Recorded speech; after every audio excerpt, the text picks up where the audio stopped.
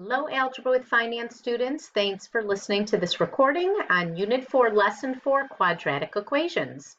Before we get started, you need to know, what is the quadratic formula? Given here, write this down, negative b plus or minus square root of b squared minus 4ac over 2a. We're going to for sure get into this, but please make sure you have this written down on your paper in front of you. We need to know what a quadratic equation is, okay? We also need to know how to use this quadratic equation given a quadratic function.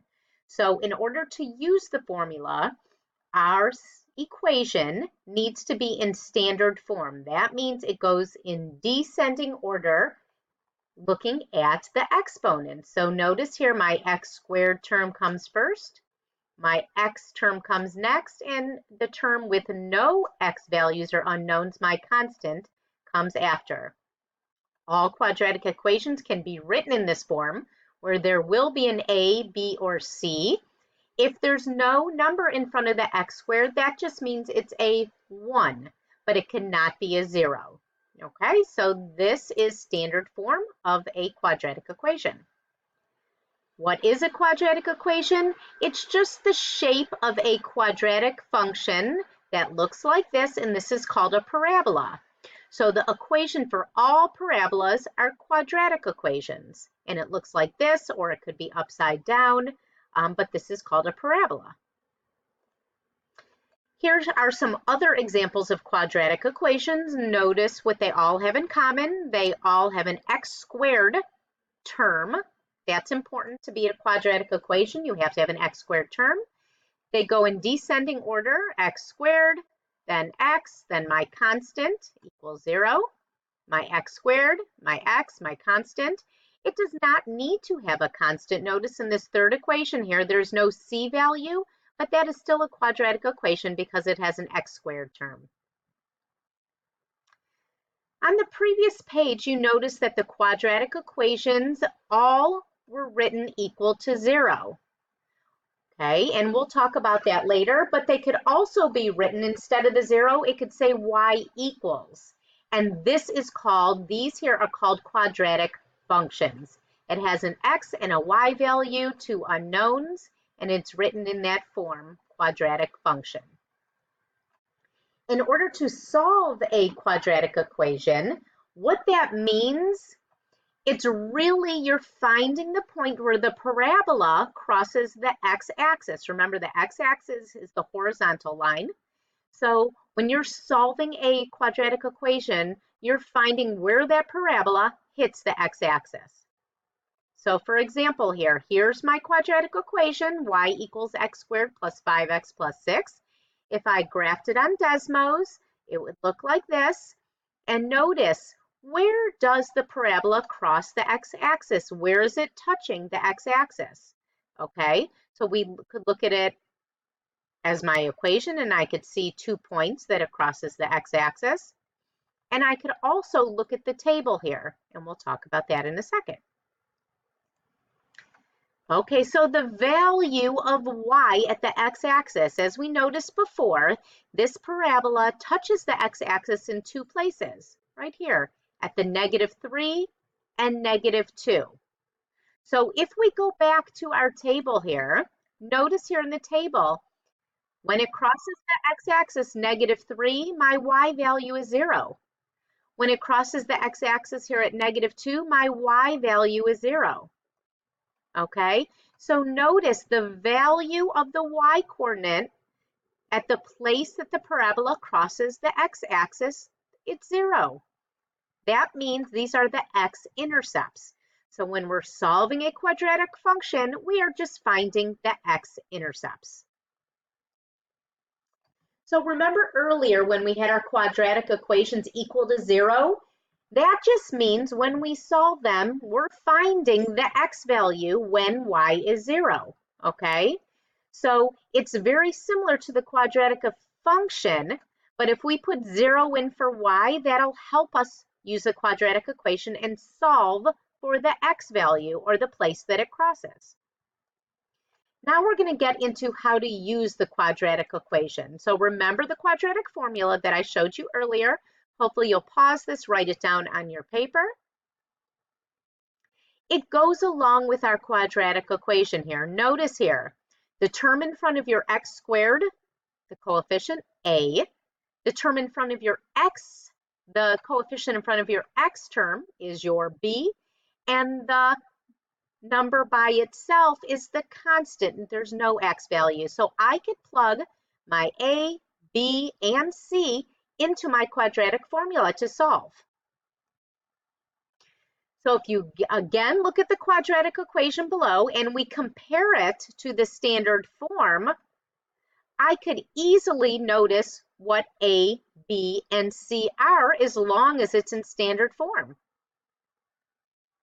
So again here's our quadratic equation, and I know that my a value, the term, the coefficient in front of my x squared, remember there's nothing there, so that means it's a 1. My a is 1. My b is the coefficient in front of my x term, that is 5. And my constant, the number by itself, is 6. That's my c value. Notice they each have a place in my quadratic formula. So once you have this table here written down, this little key, you could just plug those values into the quadratic equation, and we will do it now. So all I'm doing is I'm taking the values that I found for a, b, and c, and I'm plugging it into the quadratic formula. Notice this says negative b. So my b value is 5. I'm just plugging in 5 for b. Plus or minus, because there's going to be 2 places in most instances where the parabola crosses the x-axis. Okay, so we're going to have 2 answers. B squared, 5 squared, minus 4 times a times c. Notice my a is 1, my c is 6. I'm just plugging in. And again, on the bottom, my a value is 1. So if you plug this into the calculator here, you will find what your solutions are.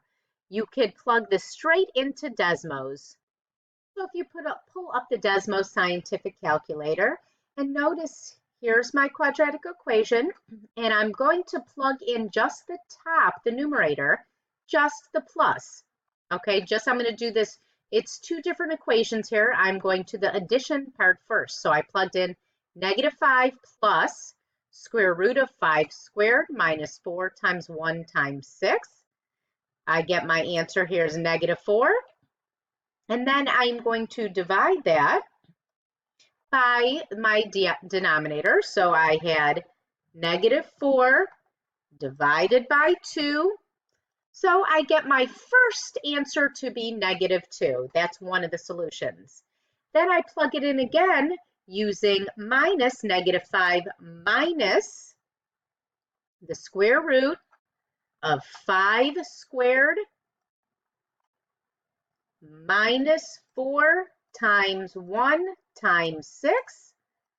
I get my solution is negative 6. So then I take negative 6 and I divide it by, sorry about that.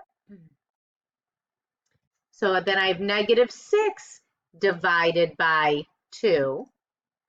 So my solutions here are negative 2 and negative 3.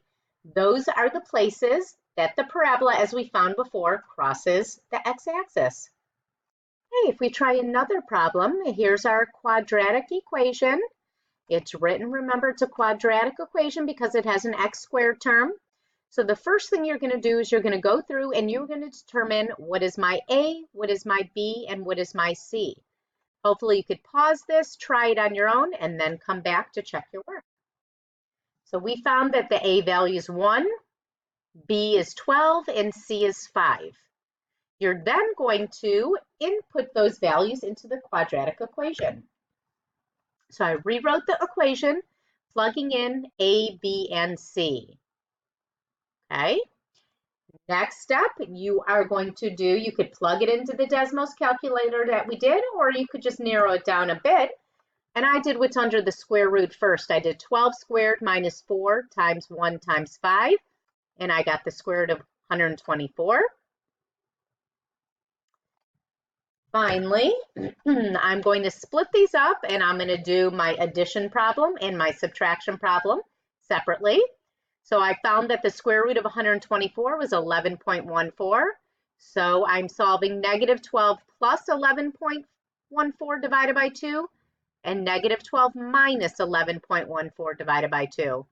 I plugged both of those each into the calculator separately and I found my solutions, or where this parabola hits the x-axis at negative 0.43 and negative 11.57. Again, these are solutions to the quadratic equation, or the place where the parabola crosses the x-axis. If you have any questions at all, please make sure that you ask your teacher. Go back through this recording again and also go through the lesson pages. Thanks and have a great day.